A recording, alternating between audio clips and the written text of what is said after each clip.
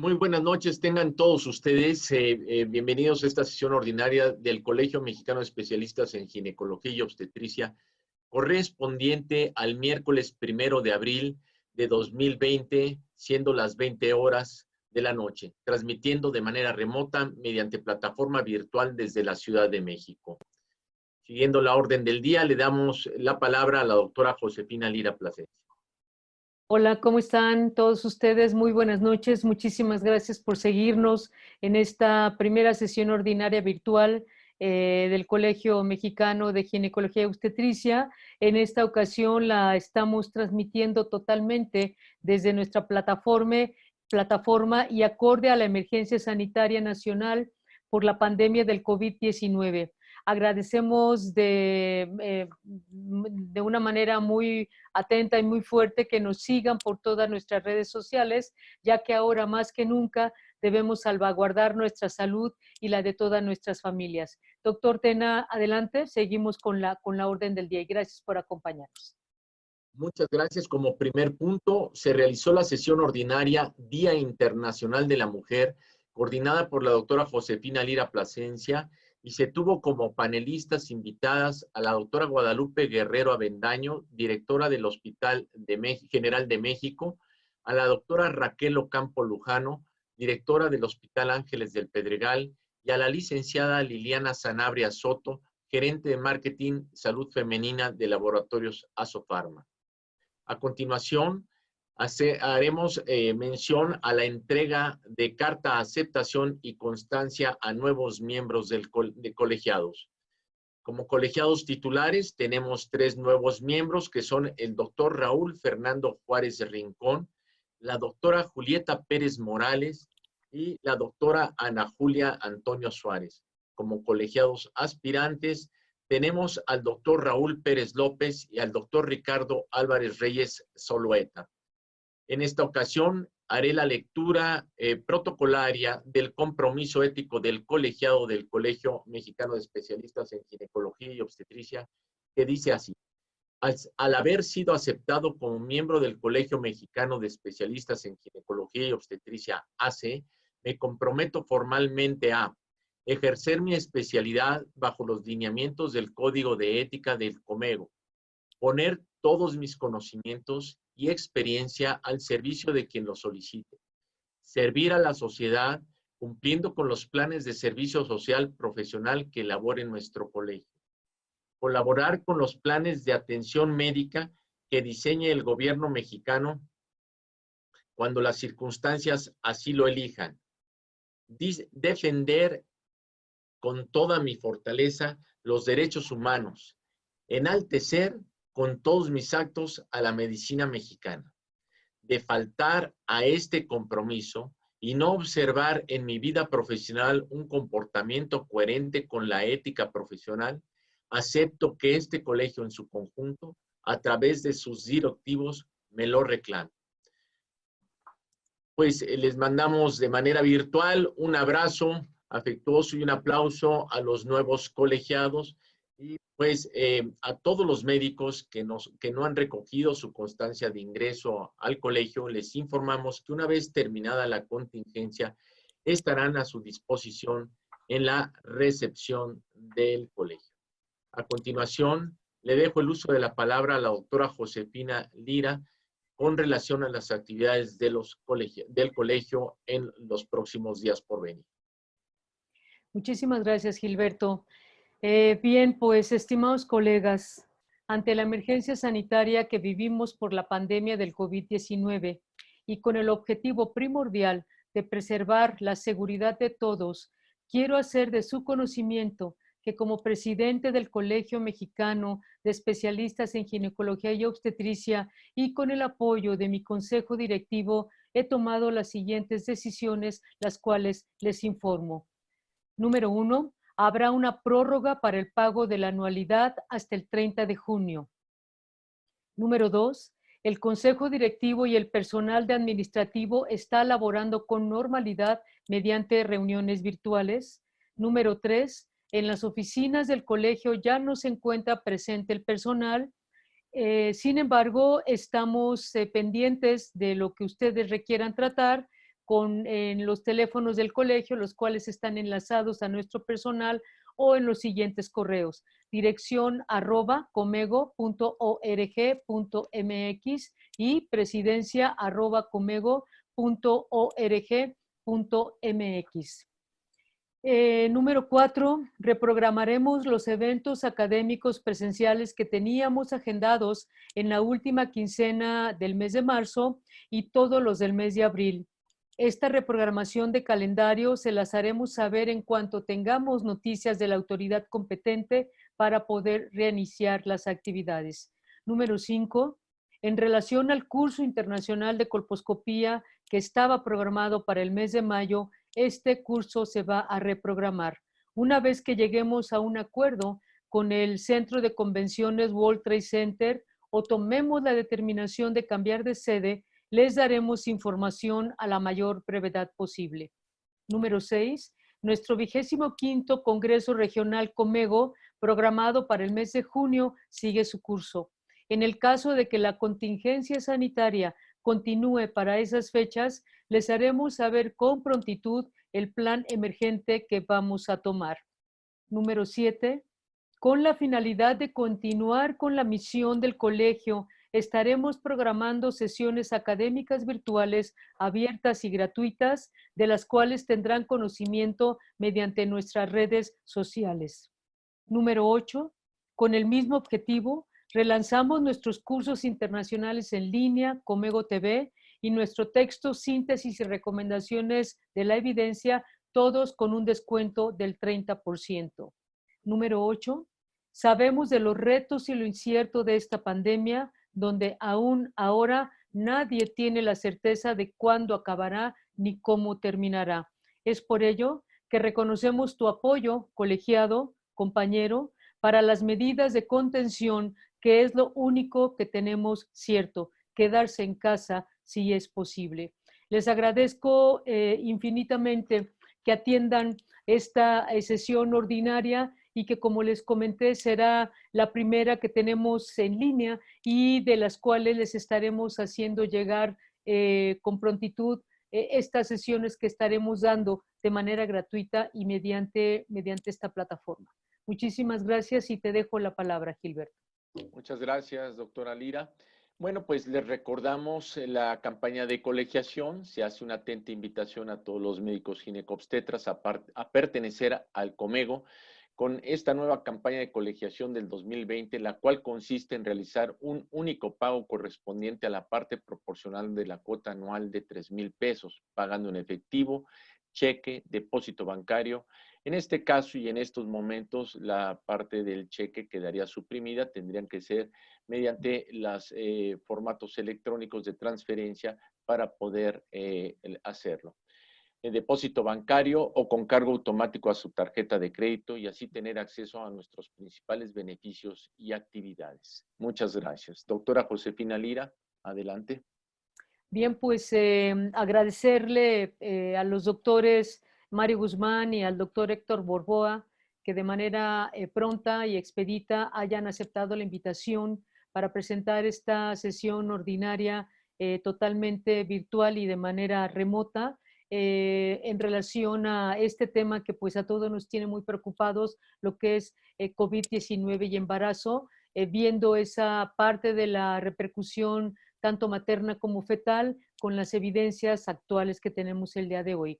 El doctor Mario Guzmán es jefe del Departamento de Medicina Translacional en materno-fetal, es investigador en Ciencias Médicas de los Institutos Nacionales del Sistema Nacional de Investigador y también es parte del sistema, es investigador del Sistema Nacional de Investigadores de CONACYT. El doctor Héctor Borboa, que también nos acompañará el día de hoy, es médico materno-fetal, doctor en Ciencias Médicas, subdirector de Intervenciones Comunitarias del Instituto Nacional de Perinatología y es miembro del staff de la Clínica de Medicina Materno-Fetal del Hospital ABC en Santa Fe.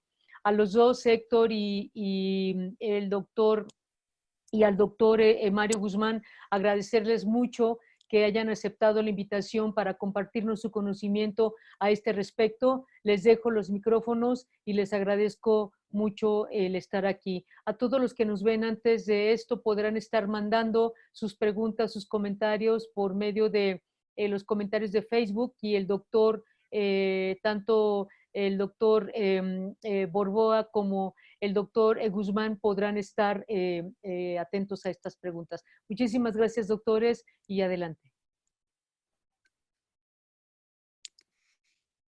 Muchas gracias, doctora. Realmente le agradecemos la invitación para pues, hablar de uno de los temas más importantes o el más importante en el momento, que tiene repercusiones en nuestra área de expertise, que es esta pandemia declarada ya oficialmente por la OMS, y obviamente que tiene una gran relevancia, y es importante decir que todos, en cada uno de nuestros ámbitos de trabajo, tenemos la oportunidad de hacer algo en la cooperación para la resolución de este problema. ¿Qué es lo que tenemos que considerar antes de empezar a hablar de este tema? Bueno, creo que tenemos que hacer 3 o 4 consideraciones. La primera, que tiene que ver con nuestra área de expertise, es que este problema inició a finales de diciembre del año pasado, que los resultados de los cuales hablaremos el día de hoy tienen que ver con evaluaciones que se han hecho en mujeres que fueron enfermas en el tercer trimestre de la gestación. Es decir, que no tenemos todavía resultados de pacientes que puedan tener el seguimiento completo del embarazo. Por lo tanto, hay que tomar con mucha reserva mucha de la información que tenemos disponible todavía. La segunda consideración es que es un tiempo importante de responsabilidad en todos los que estamos en el área médica. Considerar que lo que tenemos ahora como información es provisional, que es resultado de observaciones, que hay que tener mucho cuidado en leer los métodos con los cuales se realizaron estos artículos, porque obviamente tienen la limitación, nos dan mucha información muy valiosa, pero tienen la limitación de que no pueden todavía solucionar muchas de las preguntas que tenemos. La tercera, que tiene que ver con nosotros, que somos orientadores de nuestras pacientes, es que basemos la información que estamos dando en hechos, no en suposiciones. Es decir, sabemos cosas muy importantes ya de la enfermedad, y en base a eso tenemos que actuar. Y la última consideración, que considero la más importante de todas, es el apoyo a las medidas de salud pública que nos están dando nuestras autoridades, ya que esa es la forma en que nosotros, como personas individuales, como médicos, y con la gran influencia que tenemos en el grupo de pacientes que nosotros revisamos todos los días, realmente podemos influir en el cambio de la presentación, de la intensidad de esta pandemia. ¿Por qué es importante este virus y cuáles son ya consideraciones médicas que tenemos que hacer? Porque otros virus similares, como el SARS, como el MERS, que hablaremos un poquito más adelante, han demostrado, una vez que han terminado con pacientes de seguimiento completo, tener influencia importante en resultados perinatales como aborto, como parto pretérmino, como restricción del crecimiento. Así es que es importante que nosotros tengamos en cuenta que muchas de las complicaciones que puede tener esta enfermedad, que tuvieron estas enfermedades, pudieran presentarse también en esta nueva enfermedad que estamos conociendo. La historia la hemos escuchado ya mucho en estos últimos días. El brote inició en la provincia de Hubei, en la ciudad de Wuhan. Aparentemente el caso 0 se encuentra ahí, y a partir de esas fechas se hizo la propagación, sobre todo en China, en todas las provincias de China, teniendo el mayor epicentro de casos justamente ahí, en la misma provincia donde fue el inicio. ¿Cómo fue ¿Cómo fue la cronología de los eventos? Bueno, estamos hablando de la presentación de casos, principalmente un brote de neumonías en esta ciudad. Estamos hablando de diciembre, de los últimos días de diciembre del año 2019. Y esto llevó en el transcurso del tiempo a que el día 11 de marzo la OMS realizara la declaración de pandemia. Las condiciones por las cuales se realizó la declaración de pandemia tuvieron que ver con que en los últimos 14 días había notado la OMS que había ya 114 países que tenían casos reportados y alrededor de 118,000 enfermos en el mundo. La mortalidad para ese entonces, estamos hablando del 11 de marzo, era de 4,291 muertes. De tal forma que ese día el director de la Organización Mundial de la Salud declaró que había llegado a la conclusión de que el COVID-19 podía ser considerado una pandemia. ¿Qué es lo que tenemos actualmente en nuestro país? Bueno, el primer caso lo vimos el 27 de febrero en nuestro país y el 18 de marzo tuvimos la primera muerte. ¿Qué es lo que tenemos hasta el día de hoy con datos actualizados de apenas hace unos minutos de la Secretaría de Salud de nuestro país? En el mundo, 828,000 casos, más de 41,000 muertes. En nuestro país, 1,378 casos confirmados con 37 muertes. Ese es el estado actual en nuestro país de la pandemia. ¿Cómo es que esto se puede de una manera tan rápida difundir? Pues bueno, si vemos este mapa del tráfico aéreo de las últimas de 24 horas, nos damos cuenta que hay más de cerca de 100,000 vuelos al día. De tal forma que si nos ubicamos en la zona de Asia, donde inició la pandemia, podemos ver cómo se concentra hacia Europa una gran cantidad de personas volando de estos sitios y después la concentración se da en la costa este de Estados Unidos, principalmente Nueva York, que es la zona que tiene mayor número de casos actualmente. De tal forma que ahora tenemos que entender que con las comunicaciones, la capacidad de los virus de ir de un lado a otro en el mundo, pues es prácticamente resultado también de la modernidad en la que vivimos. Estos son los datos oficiales de nuestro sistema de salud, la Subsecretaría de Salud, Promoción de la Salud de nuestra Secretaría de Salud, 823,000 casos para el día de hoy y una tasa de letalidad de 4,9. Hay que recordar que la letalidad es diferente a la mortalidad, que se saca en base a población, este solo en base a los enfermos. Así es que al momento, aunque China inició con una tasa reportada de 2,3, de letalidad de 2,3, pues ahora la tasa de letalidad global está alrededor de 4,9%. En nuestro país, para el día de hoy, tenemos 1,378 casos reportados. Se han investigado 12,278 para tener esos casos positivos. Y en este momento, el día de hoy, tenemos reportadas 37 fallecimientos por la enfermedad en nuestro país. La concentración más importante se está dando en el Estado de México y el Distrito Federal, pero también ya hay estados como Coahuila, Nuevo León, Jalisco, Puebla y algunos estados de la península que están aumentando la cantidad de los casos también. Es importante destacar cuando hablamos de este nuevo virus que ¿por qué lo estamos comparando con SARS y por qué lo estamos comparando con MERS?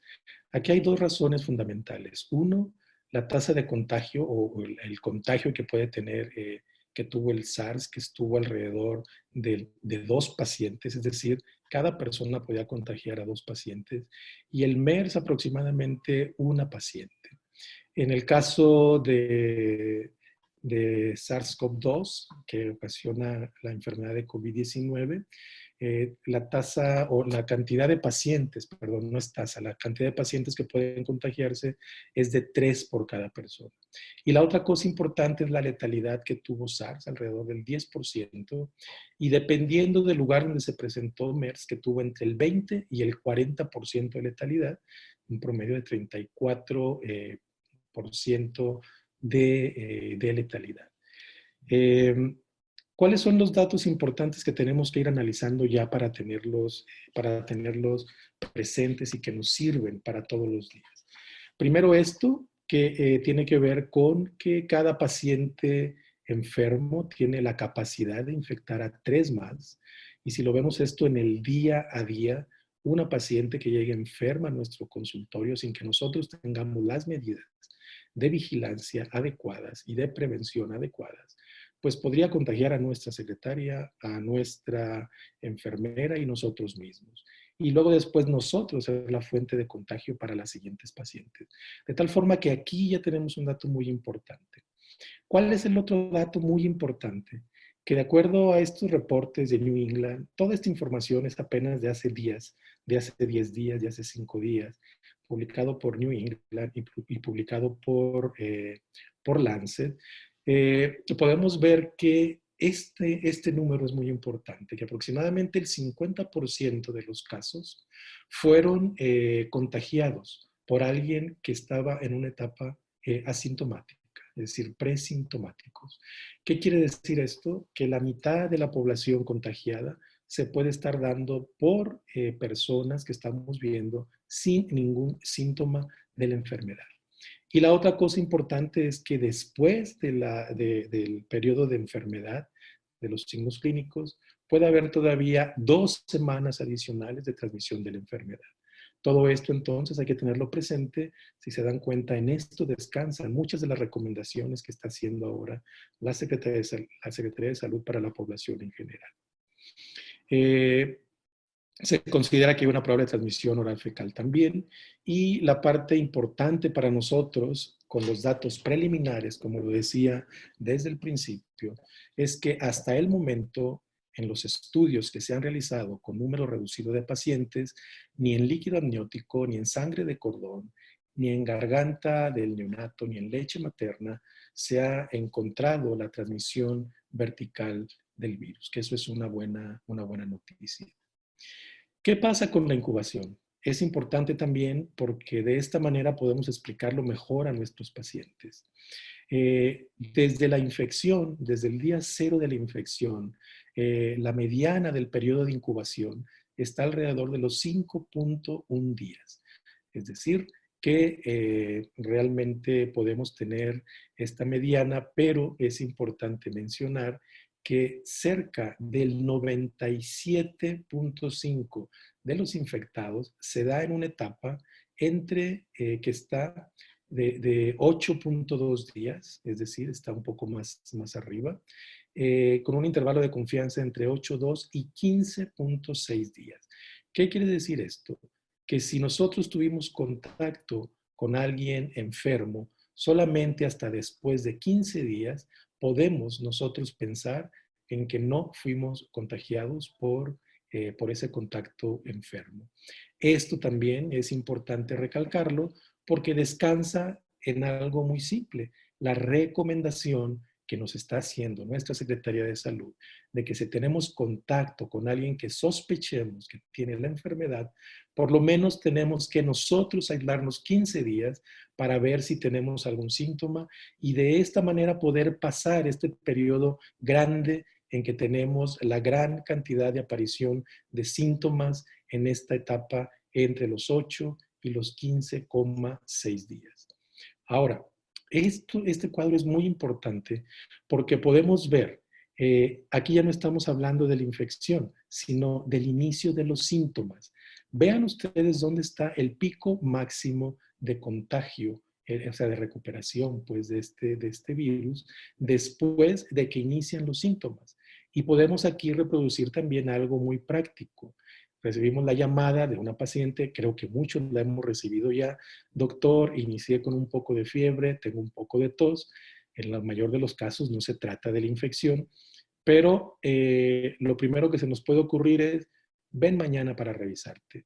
Tenemos que estar muy atentos y por eso las recomendaciones que vienen en la segunda parte de esta charla tienen que ver con las medidas de precaución que nosotros como médicos tenemos que tener.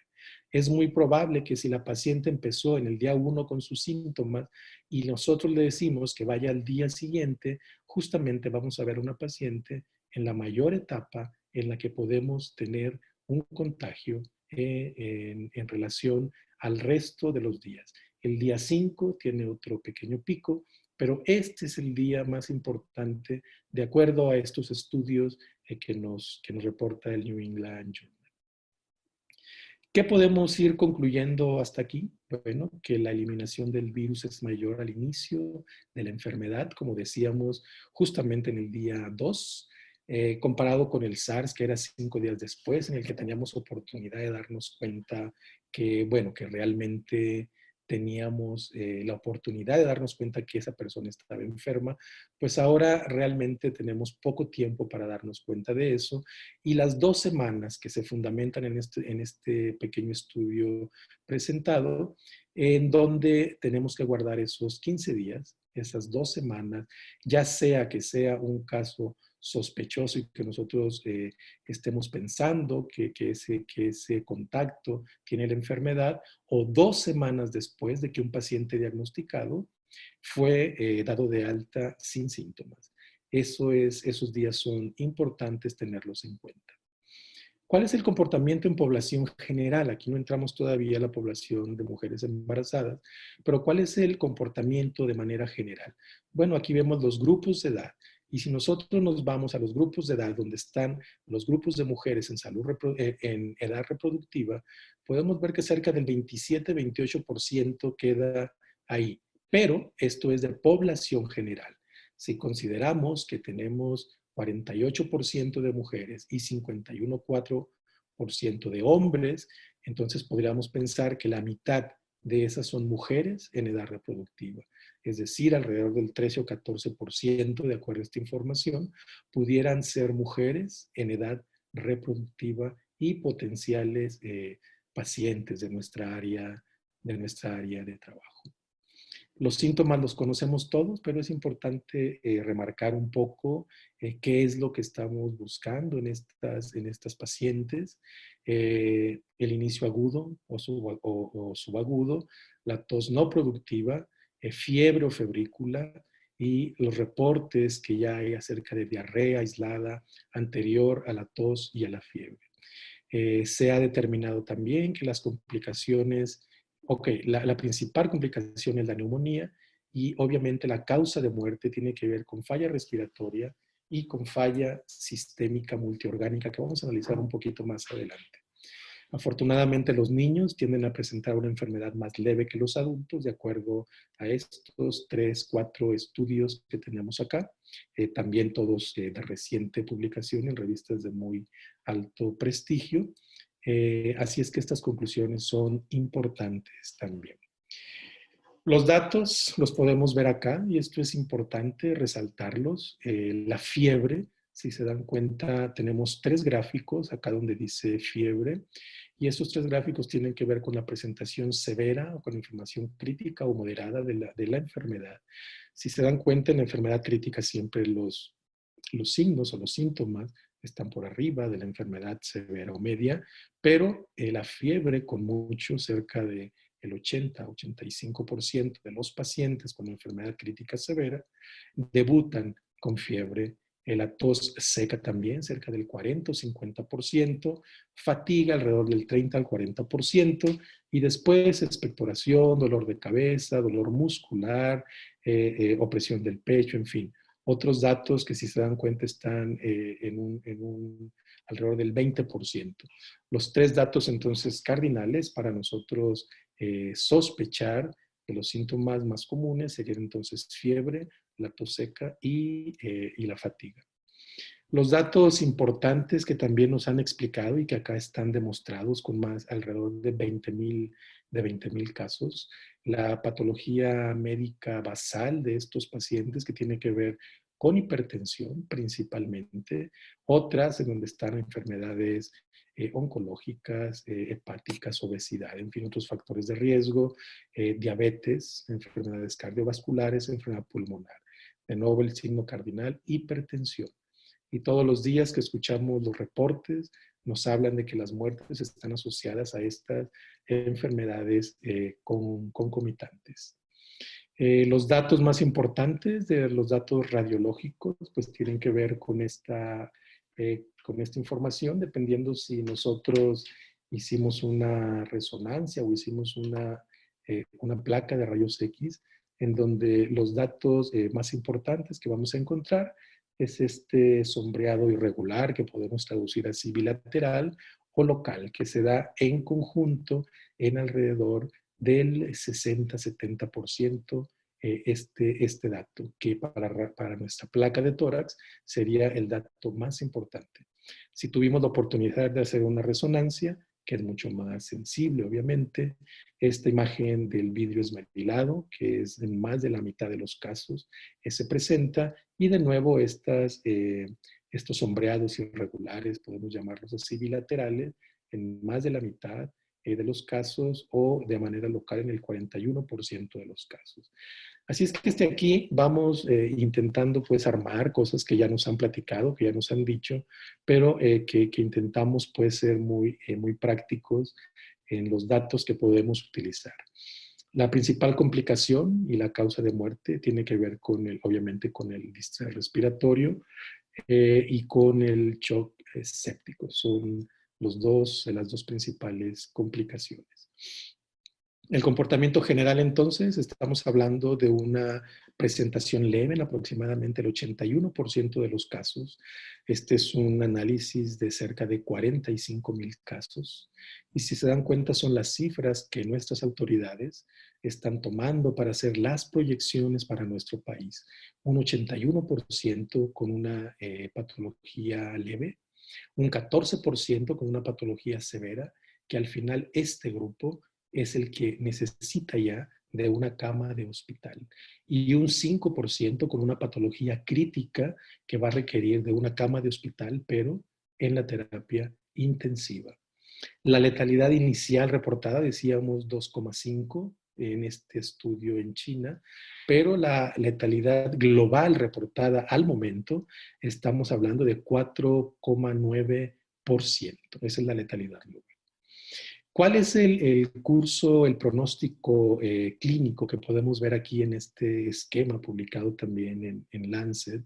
Bueno, la enfermedad media moderada, el 81%, la severa, el 14%, y el 5% en enfermedad crítica. Obviamente, la mayor cantidad de las muertes surgirán de la etapa de la enfermedad crítica y de la enfermedad severa, conformando este 4,9%. Pero también es importante mencionar que del 10 al 15% de los enfermos con una clasificación moderada pueden avanzar hacia una clasificación severa, y de una clasificación severa, el 15 al 20, pueden avanzar a un estado crítico de la enfermedad. De tal forma que lo que podríamos pensar aquí es que si un paciente está hospitalizado, uno de cada 5 pacientes pasará a la terapia intensiva, pero estando en terapia intensiva, si se dan cuenta, 50% de esos pacientes morirán. Es decir, la mitad de los pacientes que ingresan a terapia intensiva. Así es que eso es un poco la proyección. Obviamente también hay pacientes que se recuperan, la otra mitad, y que llegan a este 96% de recuperación de la enfermedad. El otro aspecto que mucho ya nos han mencionado y que tiene que ver justo con las medidas de salud pública que nos han recomendado, aquí están los grupos de edad en relación a la presentación de la patología, que tiene una distribución obviamente en base a la población expuesta. Pero la tasa, lo importante aquí es la tasa de letalidad. Esta tasa de letalidad, vean cómo viene por abajo del 2% hasta los 50 años. Cuando entramos ya a la etapa de los 50-59 años es del 2% y a partir de aquí cada grupo de edad se va duplicando.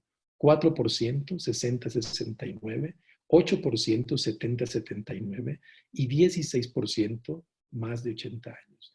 De tal forma que, de nuevo, la recomendación de cuidar a nuestras personas mayores, de tratar de nosotros cuidarnos para que las personas mayores que tenemos en casa estén libres de la enfermedad, tiene que ver en que la tasa de letalidad para ellos, principalmente en el grupo de los 70 años hacia arriba, estamos hablando de que una cuarta parte de las muertes está en ese grupo. ¿Cuál es la evolución clínica que tenemos que, ya estamos terminando esta sección de números para entrar a las recomendaciones a nuestras pacientes? Este es el curso clínico y son dos grupos de pacientes específicamente. Los pacientes que sobrevivieron, que están acá arriba, el curso clínico, cómo fue, y de los pacientes que murieron. Acá vemos los días de la enfermedad. En la parte de abajo, cada cuadrito representa un día de la enfermedad. Y vamos viendo en colores fiebre desde el inicio de síntomas, los días que duró, la tos, y así vamos viendo la disnea. Y esto nos sirve para darnos una idea del comportamiento. Es decir, al día 7 aproximadamente, en el grupo que sobrevive y en el grupo que muere, inicia la disnea. Regularmente se requiere una cama de terapia intensiva alrededor hospitalizar alrededor del día 12 y obviamente que la ventilación alrededor del día 14 o 15 del curso de la enfermedad, el inicio de la ventilación mecánica. Y acá podemos ver cómo las complicaciones, una vez que inicia la ventilación, inician también las complicaciones, es decir, la falla cardíaca, el problema renal, infecciones secundarias y por fin, al final, la muerte. Este curso clínico, de acuerdo a estos estudios que tenemos ahora, están dándose alrededor de los 21-22 días. ¿Cuál es el perfil de estos pacientes? ¿Podemos tener ya un perfil de gravedad? Bueno, sí. Vean el dímero D, que es un producto de degradación, ¿se acuerdan antes de la formación del trombo? Como día con día va aumentando en los pacientes que murieron en relación a un dímero D por abajo de una microgramo por mililitro, ¿de acuerdo? Que es el punto de corte con un factor de riesgo de cerca del 19. Linfocitos que van disminuyendo en relación a los pacientes que sobrevivieron, ferritina que también va aumentando día con día, HDL que va aumentando, la treonina que va también aumentando, sobre todo en los últimos 2 o 3 días previos a la muerte, la interleucina 6 que también en los últimos días inicia este periodo de aumento. Así es que conocemos pues cuál es el perfil, conocemos cuál es la forma como se comportan y en un resumen muy simple podemos pensar entonces que a partir de aparición de los síntomas, una paciente que va a tener un mal resultado requerirá de la hospitalización 7 días después por dificultad respiratoria, el síndrome agudo empezará alrededor de los 9 días y el área de cuidados intensivos alrededor de 11 días tendremos que estar utilizando esto. Recuerden que esto es en un porcentaje pequeño, estamos hablando del 5% que llegará a unidad de cuidados intensivos, pero ahora lo que se trata es de conocer un poco la historia natural de la enfermedad. Así es que ya estoy por terminar en esta primera sección. ¿Por qué es importante entonces la mujer embarazada? ¿Por qué es tan importante tener esta información? El 25%, el SARS tuvo un 25% de mortalidad en relación a mujeres embarazadas. El MERS tuvo una tasa de mortalidad del 23%. La pregunta es si yo les decía al inicio de la charla que el 10% de las pacientes en SARS, de los pacientes en general, la tasa de letalidad fue del 10%. ¿Por qué la mujer embarazada fue del 25%? ¿Y por qué del 20 al 40% de nuevo la mujer embarazada tuvo el 23%? Pues definitivamente esto es algo que tiene también una explicación fisiológica y es por eso que nuestra población es susceptible. Sabemos que el comportamiento durante el embarazo, de la capacidad pulmonar, del funcionamiento pulmonar, que tiene que ver con las hormonas en relación al embarazo, ocasiona cambios como edema de vías aéreas, congestión vascular, rinitis, relajación de los ligamentos intercostales, incremento de los diámetros transversales, es decir, lo que ya sabemos en la paciente embarazada y que muchas de nuestras pacientes, la disnea puede ser un dato que de manera, decimos, fisiológica se da.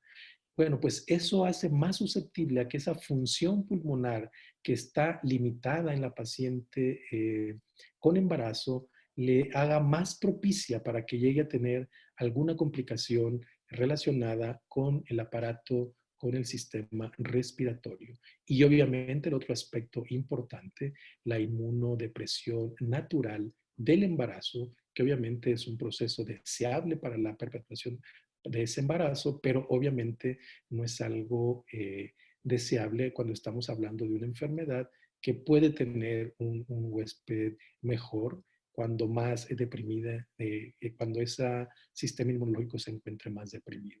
De tal forma que esos dos datos nos hacen pensar que la mujer embarazada, y eso así es como se ha reportado, es más sensible a que pueda ser presa de una enfermedad de este tipo. No es más susceptible de tener la infección, pero sí es más susceptible de tener complicaciones una vez infectada. Y eso es muy importante recalcarlo.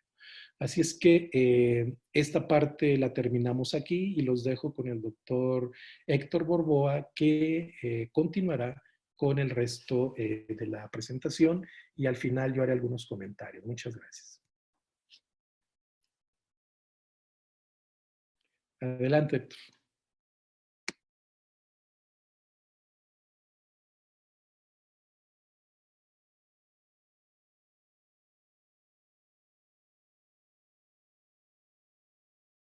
Y las recomendaciones que hacen las organizaciones internacionales en función de qué es lo que debemos o cómo debemos manejar a las pacientes con COVID-19 embarazadas y cuáles son las principales recomendaciones para nuestro consultorio.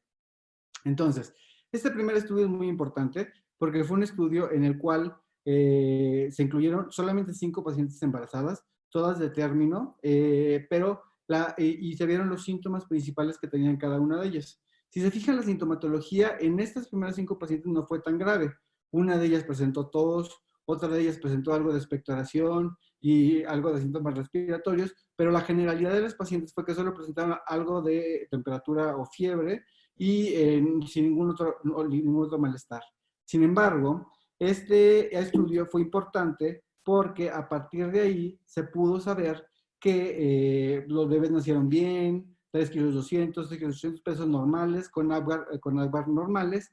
Y lo más importante es que este primer estudio fue el que nos dijo que haciéndoles PCR a exudados faringios y a muestras nasales de los recién nacidos de estas mujeres, nos decía que estaban negativos, por lo cual se empezó a ver que estas mujeres no transmitían o no había una transmisión vertical del virus hacia los recién nacidos.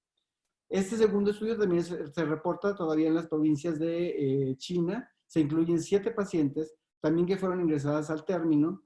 Estas 7 pacientes también en edades reproductivas jóvenes, entre los 25 y los 35 años de edad. La sintomatología, si se fijan, también es dentro de lo que cabe muy leve. No es que las pacientes presenten una sintomatología grave. Como lo comentaba ahorita el doctor Guzmán, o como lo comentaba previamente el doctor Guzmán, la paciente embarazada tiene muchas características que la pueden hacer que se complique muy fácilmente. Sin embargo, la presentación que hasta el momento se ha reportado no es que sea un cuadro clínico demasiado grave para la paciente embarazada, que eso pues, es algo que debemos transmitir a nuestras pacientes. Número 1, la probabilidad de contagio que hay en una paciente embarazada es la misma probabilidad de contagio que tenemos cualquier otra persona. No solamente la mujer embarazada no tiene un mayor riesgo por estar embarazada. Y la probabilidad de complicaciones es ligeramente únicamente mayor en las pacientes que están embarazadas. En este grupo de pacientes que se vio aquí nuevamente, un segundito nada más, lo que vimos también es que se presentaron los embarazos sin complicaciones y que tampoco se presentó ninguna complicación natal. De los primeros revisiones que se hicieron, es esta que se publica en febrero de este mismo año. Se identificaron 23 estudios relevantes y de esos 23 estudios solamente se concluye con 32 mujeres afectadas por COVID-19. Nacieron 30 bebés, de estos 7 eran asintomáticos y 6 ingresaron a la unidad de cuidados intensivos. Ven aquí un dato muy importante. El parto fue por cesárea en 27 de los casos de 30 y solamente parto vaginal en 2 de ellos. Y 47% nacieron prematuramente. Tuvieron una muerte neonatal y tuvieron una muerte fetal. De esos 30 bebés que tuvieron, 25 bebés no se informaron casos de transmisión vertical. Sin embargo, en las conclusiones que dan estos autores, lo que mencionan es que la tasa de cesáreas no fue indicada necesariamente por la enfermedad o por la presencia de COVID-19, sino que estuvo más relacionada por las condiciones obstétricas de las pacientes o porque los obstetras así lo decidieron sin que tuviera que ver con la enfermedad o por el miedo en un principio a que pudiera haber alguna transmisión por parte de secreciones vaginales. Como ya lo mencionó el doctor Guzmán previamente, ya se ha demostrado hasta lo que hay en este momento que no hay una transmisión o que no hay presencia del virus ni en líquido amniótico, ni en placenta, ni en cordón umbilical, ni en secreciones vaginales. Solamente hay presencia del virus en secreciones respiratorias y en heces. Y un artículo por ahí reportó que podía haber presencia de virus en secreciones o en líquido peritoneal, lo cual puso en controversia un poco si el nacimiento por cesárea era conveniente en estos pacientes. Sin embargo, no se ha podido comprobar o no se ha podido replicar que en realidad sí exista la presencia del virus en líquido peritoneal. ¿Qué dieron como resultados o como conclusiones en este artículo? Es que, bueno, para decir si existe un riesgo de aborto, no existe suficiente evidencia, puesto que las pacientes que se contagiaron en esta pandemia, pues apenas tienen un poco de embarazo y hasta este momento solamente de las revisiones que hay solamente se han reportado 2 pérdidas gestacionales, una en primer trimestre de la gestación y fue por una terminación voluntaria del embarazo, dado que la paciente no sabía o tenía incertidumbre de qué podía pasar con su bebé por la infección. La pérdida en segundo y tercer trimestre sí se reportó una pérdida en una mujer de 34 semanas de gestación, se debió a un deterioro materno que llevó a un óbito. La tasa de prematuridad fue de un 47% y el 65% y en algunos reportes hasta más fue un parto prematuro iatrogénico en el cual fue indicado por el obstetra. Efectos placentarios en el crecimiento. Hasta este momento no hay evidencia de que existan alteraciones en el crecimiento y no hay evidencia histopatológica de un daño placentario ocasionado por una infección por COVID-19. Sin embargo, los bebés que estuvieron, las placentas o las madres que estuvieron infectados en segundo y primer trimestre de la gestación aún no nacen y no se puede saber o no se puede estratificar el daño que pueda haber dependiendo si la infección fue en primero, segundo o tercer trimestre. Entonces, concluyen que para esta recomendación en general falta evidencia para poder decir si es conveniente o no es, o si existe o no existe un daño placentario. El 85% de las mujeres nacieron por cesárea, sin embargo, esta fue por indicación del equipo de obstetricia, no fue por indicación materna o por indicación fetal. 6 bebés fueron admitidos a la UCIN, 2 con coagulación intravascular diseminada y 1 con falla orgánica múltiple, pero todos ellos asociados a la prematurez. Y la prematurez no necesariamente fue relacionada con alguna alteración fetal o con alguna alteración materna, sino que fue indicada por el médico obstetra ante la incertidumbre de cómo podía evolucionar una paciente con esta infección, porque en un principio no se tenía información para saber cómo evolucionar. Y como conclusión final dicen que aún existe evidencia limitada ante esta enfermedad. Este segundo caso ya habla de pacientes con neumonía, 15 pacientes embarazadas también al final de la gestación. De estas 15 pacientes embarazadas, 10 de ellas se terminaron por cesárea, una se terminó por un parto vaginal, ninguna de ellas presentó una transmisión vertical, ninguna de ellas presentaron, se agravaron dada la terminación de la gestación o durante la terminación de la gestación, y pues eso se verá en otro momento, pero ya verán en el manejo, no en todas las pacientes está indicado que se inicie, aun cuando ya haya evidencia de neumonía, que se inicie tratamiento con antirretrovirales. Estas pacientes no recibieron antirretrovirales y siguieron un curso clínico de la enfermedad bueno y no tuvieron ninguna complicación y tuvieron una resolución en un periodo de entre 7 y 14 días, como lo dicta la enfermedad en general. No tuvieron ninguna otra complicación. Este estudio es muy importante. Este es otro que se publicó también a principios de este año. Se incluyeron 55 madres y al final terminaron con 46 neonatos. Los otros embarazos siguen en curso. Y aquí es donde les mencionaba que mencionaban la tasa de aborto del 2%, una restricción en el crecimiento del 10%. Sin embargo, ellos mismos dicen que restricción en el crecimiento aún no lo podemos asociar al problema de coronavirus o a COVID-19, dado que la exposición ha sido muy corta como para que pueda afectar el crecimiento fetal. Entonces, muy seguramente, estos 10% de pacientes que tuvieron restricción en el crecimiento ya tenían restricción en el crecimiento antes de que desarrollaran la enfermedad. Y el parto pretérmino nuevamente en una incidencia alta, o una prevalencia alta, pero muy asociada a complicaciones o a decisiones obstétricas, dadas las complicaciones que presentaba la madre. Ahora, también vieron que no había transmisión vertical, que no había presencia en líquido amniótico, que no había presencia en sangre de cordón y que no había presencia en leche materna o en orofaringe del recién nacido.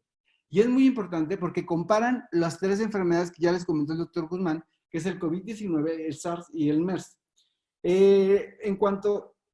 Nuevamente volvemos a ver que la gravedad de la enfermedad, si se fijan en relación a fiebre, es un poco menor que el SARS. En relación al porcentaje de pacientes que presentan tos, es un poco menor a cualquiera de las dos. Y en cuestión a disnea, es mucho menor a cualquiera de las dos que presentan. Es importante, y lo comentan en la mayoría de los estudios, que es cuando una paciente embarazada llega a presentar síntomas respiratorios, es muy relevante hacer la diferenciación entre si la paciente tiene alguna enfermedad o simplemente es alguna manifestación propia del embarazo. Si la paciente se presenta con rinorrea, puede ser que sea causada únicamente por el embarazo. Si la paciente se presenta con disnea, puede ser únicamente causada por el embarazo. Entonces, la paciente embarazada es muy difícil de evaluar y hay que tomar muy en cuenta todos los datos que está presentando. Y en cuanto, por ejemplo, si mencionamos en esta serie de casos únicamente, la mortalidad materna, aquí menciona una mortalidad materna de 0% en pacientes con COVID-19. Les comento nuevamente, son muy pocas pacientes, hay muy poca evidencia, no podemos tomarlo como una ley o como que ya está todo dicho, pero bueno, en esta serie menciona una mortalidad del 2% y una necesidad de ventilación mecánica solamente en 2 de las pacientes, en 2% comparado con un 35% en SARS y con un 45% en MERS. Aborto, un 2%, como ya lo comentábamos, restricción del crecimiento en un 9-10% y parto pretérmino en un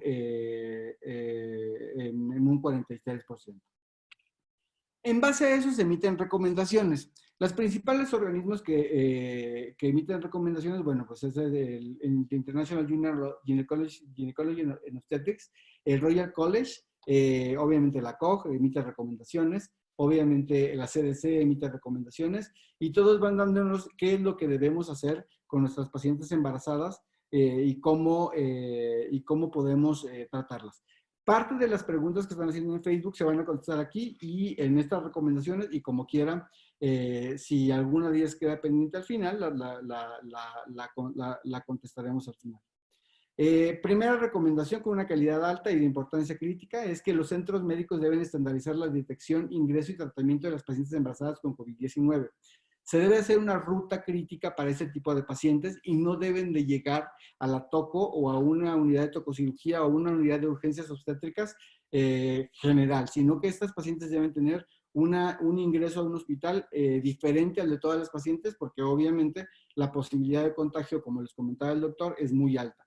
Y si vemos que la paciente puede estar contagiando desde el periodo de incubación del virus y hasta 14 días después de la recuperación, entonces es muy importante que todas las pacientes que tienen sospecha, que estuvieron confirmadas o que tuvieron infección por COVID-19 tengan una vía especial para entrar al hospital para que no tengan contagio con el resto de las pacientes. Se debe preguntar a todas las pacientes, ahorita ya no, porque ya es una situación pandémica, pero en un principio se recomendaba que se preguntara si tuvieran exposición a algún viaje a alguna área endémica. Sin embargo, pues ahorita ya cualquier área puede ser propensa a que te contagies, o si tenías un contacto confirmado con otras personas que tuvieran COVID-19. Y como contacto confirmado, tenemos que entender que para tener contacto confirmado, se debe de tener que una paciente esté al menos de 2 metros con un paciente confirmado con COVID-19 y que tenga una exposición de al menos 30 minutos con ese paciente para considerar que tuvo un contacto directo con la enfermedad. Las mujeres embarazadas con sospecha de COVID-19 deben someterse a imágenes radiológicas, a tomografía y radiografía de tórax para ver la gravedad que pueden tener estas pacientes. Un dato importante que mencionó el doctor Guzmán y que es importante recalcar es que los hallazgos radiológicos no siempre van de la mano con los hallazgos o las repercusiones clínicas que tiene la paciente. En algunas ocasiones, la paciente puede tener una sintomatología leve, sin embargo, los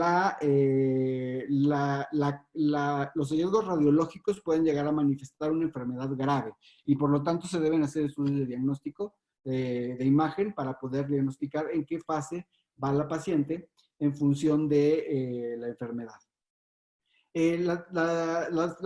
Todas las mujeres embarazadas que tienen alguna infección sospechosa deben de informar de inmediato vía telefónica a su médico tratante o a su unidad de salud donde estén llevando su control prenatal. Y deben ser revisados de inmediato, pero no por su médico obstetra, deben ser revisados de inmediato por personal médico calificado. Aquí en Secretaría de Salud y en nuestro país ya hay centros COVID y ya en la mayoría de las instituciones privadas y en la mayoría de las instituciones públicas ya se tiene una ruta de dónde deben de acudir estas pacientes. No porque les hable una paciente y les diga que tuvo un contacto y que cree y que desarrolló síntomas, tiene que ir a su consultorio o tiene que ir a la sala de urgencias general donde ustedes la van a revisar, sino que tiene que ir a un área específica para revisión de pacientes con COVID-19. Y las pacientes, ya que tienen una enfermedad confirmada por COVID-19, deben detenerse en una sala de aislamiento con presión negativa, siempre que sea posible, y el personal médico que los está atendiendo debe usar ropa protectora, aquí lo comentaban en una de las preguntas también, deben utilizar siempre mascarilla N95, deben utilizar gafas protectoras y deben utilizar guantes antes del contacto con el paciente. Entonces, una de las preguntas que comentaban ahí en Facebook. El parto debe ser individualizado, debe basarse en el bienestar materno-fetal y en la edad gestacional y en las afecciones concomitantes. Y es muy importante que una paciente que tiene COVID-19 o que esté infectada por COVID-19 con una enfermedad severa o con una enfermedad crítica, sí tiene que tener un monitoreo fetal continuo o un monitoreo fetal bastante cercano para poder determinar si en cualquier momento hay pérdida del bienestar fetal. Hasta el momento se dice que el seguimiento o el monitoreo debe de ser únicamente con registro cardiotocográfico. Pero esto es por 2 situaciones. Número 1 es por la facilidad o la disponibilidad que se tiene de un registro cardiotocográfico en la mayoría de los centros hospitalarios, y porque la interpretación es un poco más fácil que la realización de un Doppler o alguna otra prueba para diagnosticar bienestar fetal. Entonces, la recomendación actual es que si una paciente presenta enfermedad severa o enfermedad crítica, el bebé debe estar monitorizándose con registro cardiotocográfico. Y si una paciente embarazada requiere la realización de una interrupción del embarazo vía cesárea, se debe considerar como primera opción la analgesia regional, dada que es más seguro para el personal médico que hacer una intubación endotraqueal o dar una anestesia general. Sin embargo, si lo requiriera, se debe de tener a un médico anestesiólogo especialista y calificado y entrenado en este tipo de enfermedades respiratorias para que realice la intubación de la paciente con el menor riesgo para él y para el demás resto del equipo médico. ¿Okay? Actualmente no se sabe bien si hay una transmisión vertical, aparentemente no la hay muy pocos casos, y bueno, se recomienda que se maneje, que se siga manteniendo aislado. Incluso hay algunas guías, como la guía española, que sí mencionan por ahí que tiene que darse un seguimiento al recién nacido también, y que el recién nacido podría, o en algunas ocasiones, si tiene algún síntoma, que es poco probable que lo relacionen, tendría que quedarse en observación. Entonces, esto de la transmisión vertical no está todavía tan claro. Aparentemente no la hay, pero no lo podemos dejar como una regla hasta ahora, y sí tendríamos que dar seguimiento a las madres, obviamente por la enfermedad, y al recién nacido durante los primeros días de vida, por lo menos los primeros 14 días de vida, para ver que no desarrolle ningún síntoma de la enfermedad, y para ver, ahorita lo que se está haciendo es dándole seguimiento a los recién nacidos, a ver si en algún momento dentro de esos 14 días desarrollan una seropositividad hacia el COVID-19. Todos los obstetras, neonatólogos, anestesiólogos y médicos especialistas en los cuidados de estas pacientes embarazadas con COVID-19 deben evitar infecciones cruzadas, y por lo tanto deben utilizar todo el material que ya les comenté: guantes, su mascarilla N95, su protección para su bata, y toda la protección que pueden tener para evitar que ellos mismos puedan contagiarse y que se contagien el resto del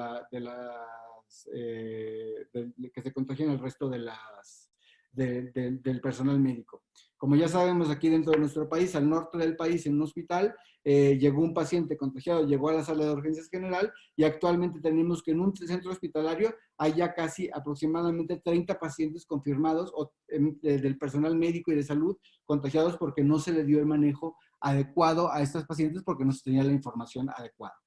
Y todo el personal de obstetricia debe recibir la capacitación para infecciones por COVID, para que puedan tener la manera de poder atender este tipo de pacientes. Debemos recordar que nosotros somos ginecólogos, o somos los médicos obstetras. A nosotros nos toca la parte de la atención de la madre y la atención del recién nacido, y la resolución del embarazo y el seguimiento del embarazo.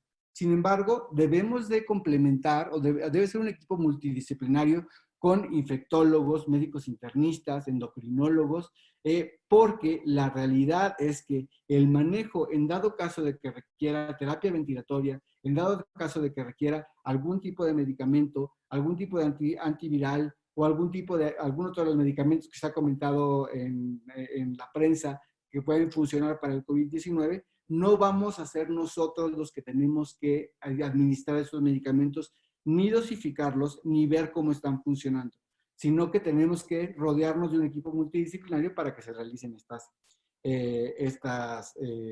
este tipo de maniobras.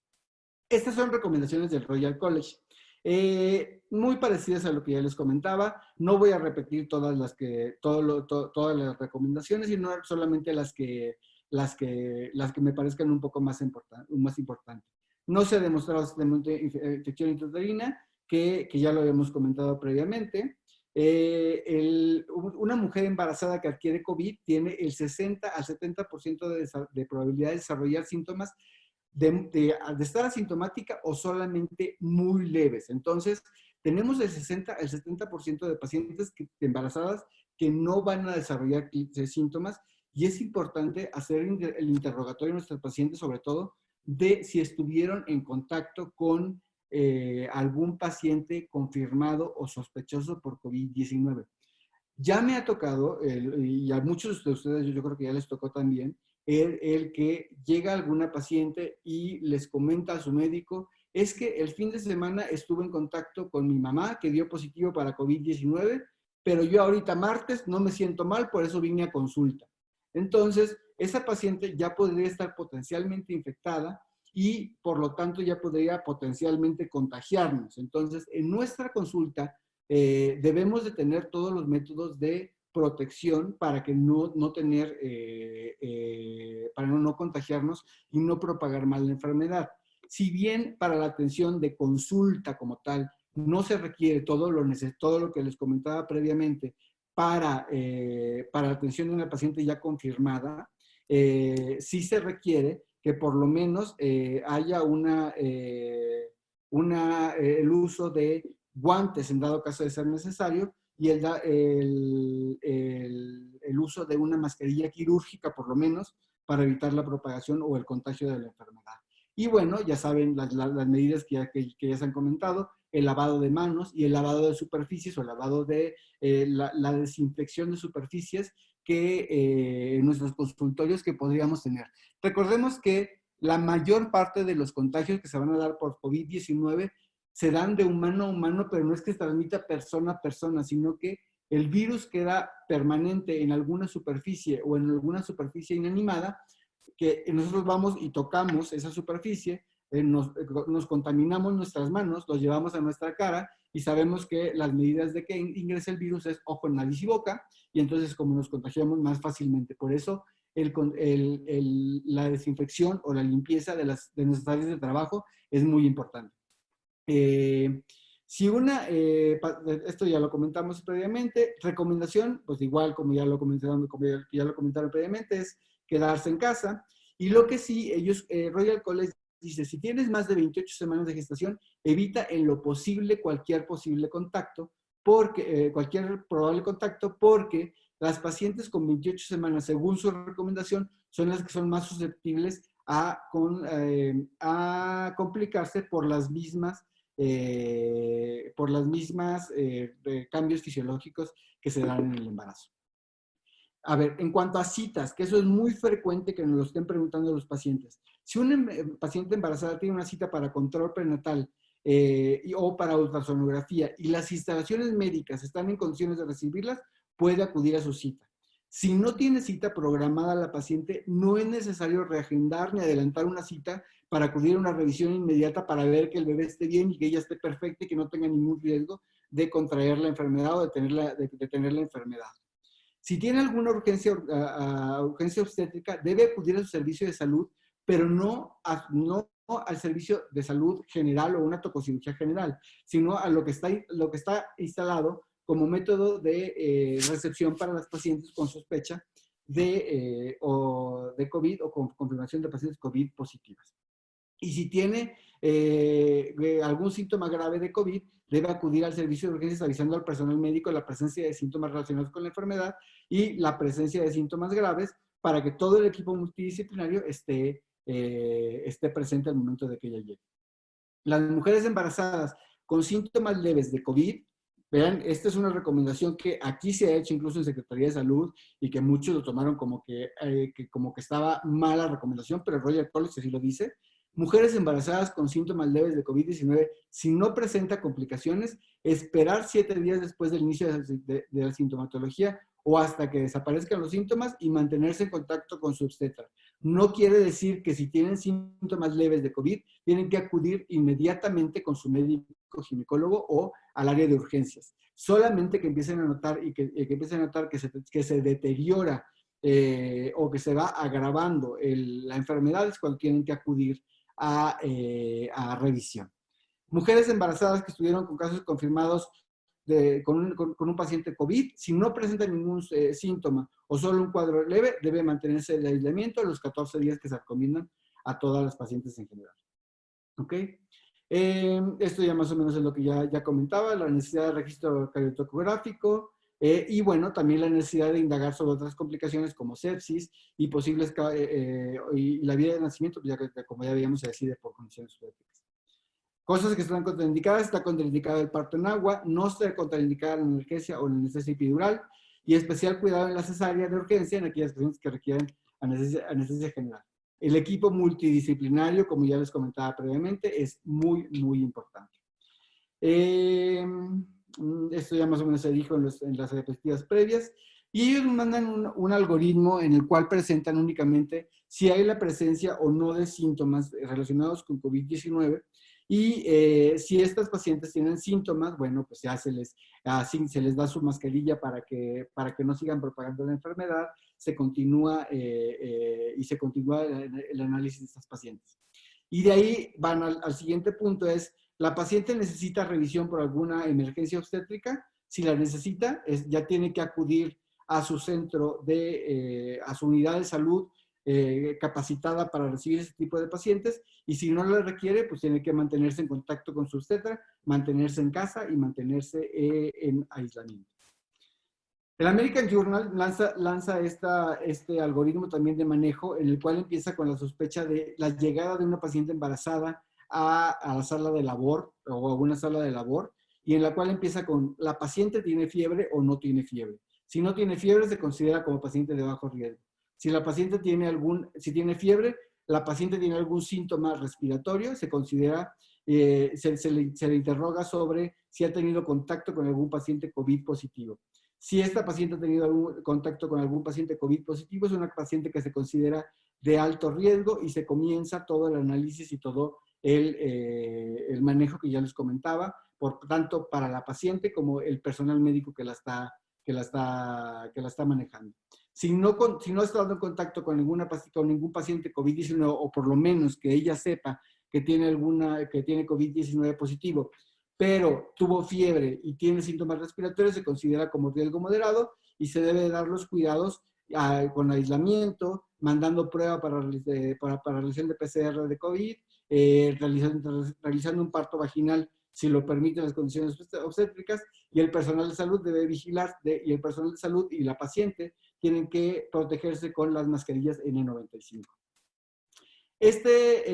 Son las recomendaciones del American Journal of Obstetrics and Gynecology. Más o menos es lo mismo que ya les comentaba previamente. Únicamente y que mencionan también que se debe de considerar la oxigenoterapia temprana, que las técnicas de ventilación no invasivas pueden tener un riesgo de aspiración en las pacientes embarazadas, que si se va a requerir una técnica de ventilación, se requiere una ventilación endotraqueal, que bueno, que los líquidos deben usarse de manera conservadora, pero digo, bueno, al final todo ese tipo de decisiones no van a ser decisiones que tomemos nosotros como obstetras, sino que se tienen que tomar en sinergia con todo el equipo multidisciplinario. Esto ya lo comentaba el doctor Guzmán. Y el American College de Ginecología y Obstetricia también nos da su algoritmo de manejo en función de si la paciente presenta síntomas respiratorios y fiebre, o si la paciente no presenta ningún síntoma. Si la paciente presenta síntomas respiratorios y fiebre, bueno, pues ya se interroga qué tan severos son los síntomas respiratorios y qué tan severos pueden ser el grado de deshidratación que tiene la paciente, para clasificarla como una paciente de alto riesgo, como una paciente de bajo riesgo, o como una paciente de riesgo moderado. Esto es muy fácil son muy fáciles de encontrar en cualquiera de los buscadores. Toda la información que hay ahorita de COVID-19 está de manera gratuita y está en texto libre. No hay que pagar por ella, y todos podemos tener acceso a ella. En relación a la CDC, ¿qué nos dice? La CDC nos dice: las mujeres embarazadas no tienen mayor probabilidad de ser contagiadas, pero sí son más propensas a desarrollar algunas complicaciones. Medidas de prevención, nuevamente, medidas higiénicas, lavar manos, usar gel antibacterial. ¿Qué hay en función de COVID-19 y embarazo? Dicen ellos que no hay suficiente evidencia para determinar las repercusiones en el recién nacido a mediano y largo plazo. La transmisión Esto es lo que decía la CDC hasta febrero hasta febrero del 2020. Aparentemente no hay evidencia de transmisión vertical, sin embargo, como les comentaba previamente, hay controversia porque hay por ahí algunos casos, a 1 o 2 casos en los que sí se ha demostrado que hay transmisión vertical, que se dio transmisión hacia el recién nacido. Y en cuanto a lactancia, no está contraindicada la lactancia a menos que la madre esté en un estado severo o crítico. La madre puede lactar si se encuentra con un cuadro moderado o con un cuadro leve de la enfermedad, tomando las medidas de seguridad sugeridas como el uso de cubrebocas N95 y el lavado de manos antes de iniciar la lactancia materna. El documento técnico de de Salubridad Española más o menos dice lo mismo, no está contraindicada la analgesia, las técnicas de analgesia intravenosa, se pueden utilizar técnicas de analgesia intravenosa, la anestesia general es un procedimiento de alto riesgo y solo se va a recomendar en dado caso de que sea una cesárea de urgencia, no hay contraindicación para anestesia neuroaxial y más o menos lo que ya comentábamos previamente. Los procedimientos quirúrgicos deben planearse con el obstetra y todo el personal médico que esté involucrado en la atención de las pacientes debe de tener los cuidados necesarios y debe de tener el equipo necesario para prevenir un contagio hacia el personal de salud. En cuanto a qué hacemos nosotros en nuestro consultorio, se supone que el virus, eso lo pueden leer en diferentes artículos, y primero se fue diciendo que podía vivir de hasta 24, 36 horas, después hasta 48, después hasta 72, y hay algunos artículos que dicen que puede vivir hasta 90 horas en superficies inanimadas de acero inoxidable, de aluminio, de madera, de papel, de plástico, que son generalmente con lo que está equipado nuestro consultorio. Entonces, es muy importante tener los cuidados en nuestros consultorios porque podemos tener pacientes que aún no desarrollen síntomas, pero que sí pueden tener la enfermedad y que por lo tanto por ahí podemos contagiarnos. ¿Qué nos dicen en la ISUOC en relación a la ultrasonografía y la atención ginecológica de una paciente o cómo debemos estar otorgando la atención a este tipo de pacientes? Obviamente, nosotros tenemos que protegernos con mascarillas, por lo menos con mascarillas quirúrgicas. Ya si ustedes quieren protegerse con mascarillas N95, lo pueden hacer.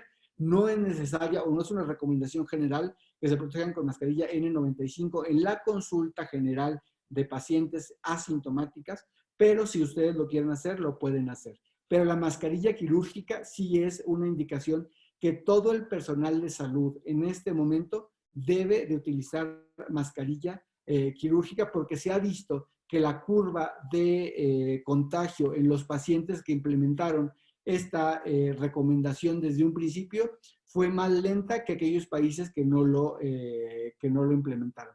En un principio se decía que el virus era muy pequeño, que las mascarillas quirúrgicas o las mascarillas de tela no servían para nada, que porque el virus penetraba muy fácilmente, pero bueno, lo que actualmente se sabe es que las curvas de transmisión sí son más aplanadas en aquellos países que implementaron el uso de mascarilla quirúrgica desde un principio para la atención de este tipo de pacientes. Se tiene que hacer la limpieza de las salas de ultrasonido o de las salas de consulta o de las salas de exploración, las salas de equipo, la limpieza del equipo de ultrasonido, evitar tener todo el mayor, que generalmente lo acostumbramos, pero evitar poner la menor cantidad de objetos en nuestros consultorios, de adorno, de cosas que no tengamos necesidad de tener en nuestro escritorio, porque potencialmente todo este equipo que podemos tener en nuestro escritorio donde trabajamos día con día puede ser potencial para que se quede ahí el virus y después podamos contagiarnos nosotros mismos. Y los desinfectantes que debemos utilizar para desinfectar nuestro equipo son estos que se mencionan aquí. En relación a preguntas, ¿alguno de los médicos ha visto ya una mujer embarazada de COVID-19? Hasta el momento y hasta donde tenemos información y según los reportes de Secretaría de Salud, creo que no hay ninguna paciente que esté embarazada COVID-19 positivo hasta este momento. ¿Hay pacientes sospechosas? Sí, pero no se ha determinado que que hayan confirmado. Beto Luna pregunta, ¿puede haber en líquido peritoneal y no recomendaría cesárea, pero también hay en heces, por lo que no se recomendaría un parto? Efectivamente, como comenté previamente, un reporte dijo que podía existir la presencia de virus en líquido peritoneal, no se pudo replicar más. Efectivamente, en heces sí está presente el virus, está presente en una menor concentración que en secreciones respiratorias y por lo tanto no está contraindicado el parto vaginal, pero se supone que si hay una transmisión hacia el recién nacido, podría ser esta una de las vías de transmisión hacia el recién nacido y por lo tanto es por eso que les recomendaba que, por ejemplo, la sanidad española sí recomienda que a los recién nacidos se les deje en un periodo de cuarentena de 14 días para vigilar que no desarrollen síntomas y que sigan dando negativos a la PCR para el COVID-19. Luzarelli López Solórzano pregunta, ¿en estos casos son útiles las gasometrías como parte del protocolo de estudio? La gasometría como tal y la monitorización invasiva de la paciente solamente está recomendada en los casos severos o críticos. En los pacientes con síntomas leves o moderados no está recomendado que se haga ningún otro procedimiento invasivo. Manuel Elizalde pregunta, ¿nos pueden decir si las salas de quirófano habituales cumplen con los requisitos de presión negativa? En teoría, todas las salas de quirófano deben de tener este requerimiento de presión negativa. Sin embargo, todos sabemos y hemos estado expuestos a instituciones y en nuestra formación a quirófanos, en los que son quirófanos un poco más improvisados y que no tienen las garantías de una sala de presión negativa para enfermedades transmisibles por aire. Sin embargo, si tenemos una paciente que ya está confirmada positiva para la enfermedad, sí se debe de utilizar una sala de quirófano que sí cumpla o una sala de tococirugía que sí cumpla con todos los requisitos de aislamiento y de presión negativa para la atención de las pacientes. Manuel Elizalde pregunta, ¿se necesita mascarilla N95 para el triaje de pacientes obstétricas? Para el triage y para pacientes sospechosas o confirmadas, sí se requiere el uso de bata, anteojos o gafas y mascarilla N95 para la atención de estas pacientes. Y bueno, Ana Lucía Martínez Cermeño comenta cuál es la recomendación para el control prenatal en esta contingencia. Aquí es muy variable, lo que les comentaba previamente que nos dice el Royal College es si tus instalaciones médicas están en condiciones de seguir atendiendo pacientes, puedes seguir atendiendo pacientes. Sin embargo, aquí depende mucho de cada médico. Hay médicos que están decidiendo solamente ver pacientes con alguna urgencia obstétrica o pacientes en la última etapa del embarazo que podrían presentar una complicación más frecuentemente y están difiriendo toda la consulta ginecológica y están difiriendo toda la consulta de control prenatal en las primeras semanas de la gestación porque no es tan necesario que acudan de urgencia a control prenatal. Sin embargo, hasta ahorita no está recomendado por ninguna de las organizaciones de salud que se difieran las citas y eso queda a criterio de cada uno de los médicos ginecobstetras que estén dando consulta. Creo que por parte de recomendaciones y por parte de lo que correspondía a evidencia, recomendaciones es todo. Y bueno, para finalizar la exposición, queda el doctor Mario Guzmán para cerrar ya la sesión.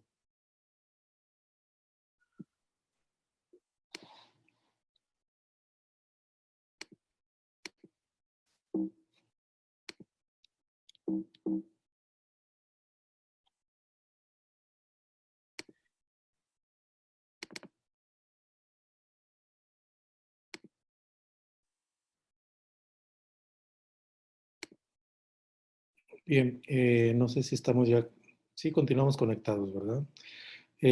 Bueno. Así es, efectivamente, Mario, adelante. Sí, solamente ya para terminar, hacer las recomendaciones finales, hemos estado checando las inquietudes en la página y obviamente esta charla la hemos dirigido un poco más hacia las medidas que son universales, hacia las medidas que tienen una replicación en cualquier parte. Es decir, no estamos hablando de los tratamientos complejos de las terapias intensivas, nos están preguntando de medicamentos también. Por supuesto que el día de ayer la Secretaría de Salud acaba de anunciar el, eh, el inicio de protocolos de investigación para el estudio de medicamentos que no hay que tomarlos a la ligera. Es decir, lo que sucedió en México, lo que sucedió en Estados Unidos fue que a raíz de que alguien con un cierto peso, aunque no médico, dice tal medicamento es importante, pues toda la gente empieza a comprar y resulta que ahora medicamentos como la cloroquina, la hidroxicloroquina, pues ya no están ni siquiera disponibles, pero no hay una recomendación para que estemos dándole medicamento todavía a esas pacientes, que es muy diferente a las decisiones que se toman cuando esta paciente pasa ya a una terapia intensiva. Entonces, para terminar, pues creo que nos lleva a reflexión el tema. Estamos enfrentando una pandemia que creo que en nuestra vida nadie la habíamos vivido. Nos da grandes desafíos. Es un virus que estamos conociendo. Obviamente muchas de las preguntas son nuestras también, es decir, nosotros nos preguntamos todavía muchas cosas.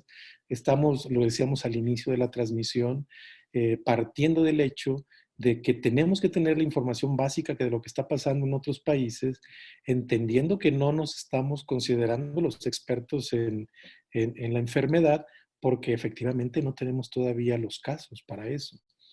Pero sí es muy importante que el Colegio de Ginecología y Obstetricia, que nosotros como parte de este colegio, hagamos, como lo decía al principio, lo que podemos cada uno en nuestros frentes de trabajo. Entonces, si hablamos de medidas como el lavado de manos, como la limpieza de las superficies, como el mantenerse en casa, quedarnos, aislarnos si tenemos algún síntoma, creo que sí, ese es un trabajo muy importante que todos podemos hacer. Las recomendaciones específicas de los protocolos de manejo, pues obviamente ya nos llevan al área de consultorio, nos llevan al área hospitalaria y hemos tratado de hacer énfasis en todo aquello que está en nuestras manos poder hacer. Recuerden que lo importante de la estrategia que está siguiendo nuestro sistema de salud es en lo más posible evitar la saturación de los servicios, es decir, tratar de tener menos casos, pero esos casos tenerlos en más tiempo espaciado, es decir, que no lleguen todos al mismo tiempo a los hospitales, porque definitivamente ni nuestro país ni ningún otro, y estamos viendo los ejemplos de uno de los países más poderosos, Estados Unidos, y estamos viendo lo que pasó en Italia, lo que pasó en España, que no es una evaluación del sistema de salud, sino es una evaluación de la capacidad de los sistemas y de una patología que está superando esas capacidades instaladas. Así es que creo que eso es importante mencionarlo. Resaltar lo que decíamos, que la paciente embarazada tiene condiciones propias para tener, no para contagiarse, pero sí para tener las complicaciones graves. Tal vez el aspecto más importante nosotros como médicos, tenemos que trazar la ruta crítica en nuestro consultorio y en nuestros hospitales. Es decir, tenemos las recomendaciones de por lo menos 5 o 6 instituciones de mucho peso que nos dicen y que nos dan una orientación de qué hacer. Yo no puedo decir cómo en México tenemos que hacer las cosas. Yo puedo decir cómo, de acuerdo a las condiciones de cada uno de nosotros, las podemos hacer. Es decir, cada uno de nosotros tenemos que tomar lo mejor de las recomendaciones. Lo cierto es que en el consultorio o en el hospital tenemos que tener trazada una ruta crítica. Es decir, ¿qué pasa si el día de mañana llega una paciente? Debemos de preguntarnos si estamos preparados, qué vamos a hacer con esta paciente, cuál es nuestro centro de referencia para realización de pruebas, cuál es el centro de referencia en caso de que la paciente tenga una enfermedad que requiera de hospitalización. Y obviamente que nosotros no podemos saber qué es lo que sucede en Baja California, qué es lo que sucede en Querétaro, qué es lo que sucede en Chiapas, cada uno de nosotros en el lugar donde estamos tenemos que trazar esas rutas críticas. Para los colegiados que están dentro del Distrito Federal, la Secretaría de Salud ha nombrado ya centros en donde pueden recibirse pacientes. Y platicando con la doctora Lira, presidenta de nuestro colegio, hemos pensado que esta charla es solamente el inicio de una ruta de comunicación con ustedes. Es decir, estamos pensando ya, hemos hablado con 2 de los centros que van a tener recepción de pacientes, que es el Hospital General. Voy a decirlo en público, el doctor Fausto Coronel tiene organizado ya un sistema para referencia de pacientes. Algunos hospitales del Seguro Social también lo tienen. Así es que en una próxima charla, y la doctora nos ha pedido que la podamos organizar en máximo 15 días, podamos tener información que tiene que ver ya con estas rutas de hacia dónde tienen que ir las pacientes. La última recomendación creo que debemos de cuidarnos nosotros porque lo único que no podemos permitirnos es convertirnos nosotros en un transmisor de la enfermedad. Es decir, tenemos el contacto con las pacientes y si no tenemos los cuidados necesarios en nuestra consulta de todos los días y una paciente que esté en una etapa todavía asintomática, pero puede tener ya, puede hacernos la transmisión del virus, puede contagiarnos a nosotros y obviamente que esto tiene una implicación para nosotros primero, pero también para todas las pacientes que sigamos viendo hasta que nos demos cuenta que estamos enfermos. De tal forma que estas medidas primarias de salud que tienen que ver con el cuidado y con la prevención que a todas horas nos están diciendo en nuestro sistema de salud, creo que por ahí tenemos que empezar. Por ahí tenemos que empezar y luego pasar a la segunda etapa de los protocolos con la paciente enferma y luego después considerar que no somos expertos en una terapia intensiva. A lo mejor algunos de ustedes que me están escuchando me dirán que sí, que ustedes sí lo son. Yo no me considero un experto en eso, así es que tenemos que armar por eso nuestros equipos de trabajo en nuestros hospitales o en nuestra consulta privada. ¿Quién va a ser mi infectólogo? ¿Quién va a ser el intensivista que va a evaluar a mi paciente? ¿A dónde la voy a enviar? Todo eso es trabajo que creo que nos queda a todos como tarea para poder realmente organizar de una mejor manera el momento en que la primera paciente con enfermedad, porque nos llegarán, por supuesto que nos llegarán, esté en nuestro consultorio, esté en nuestro hospital. Así es que vamos a comprometernos a contestar por Facebook. Les pedimos una disculpa que nos hemos alargado muchísimo en el tiempo destinado, pero nos comprometemos a hacer todas las respuestas por Face, una a una, intentaremos dar nuestro mejor esfuerzo para contestarles todas las dudas, todas referenciadas, ¿de acuerdo? Es decir, cada pregunta que les contestemos será en base a qué les estamos contestando y si no hay una respuesta todavía o no hay estudios que nos digan qué hacer en casos determinados, pues igual se los diremos. Eso es como colegio nuestro compromiso. Entonces, muchísimas gracias, doctor Tena. Le dejo la voz. Muy bien.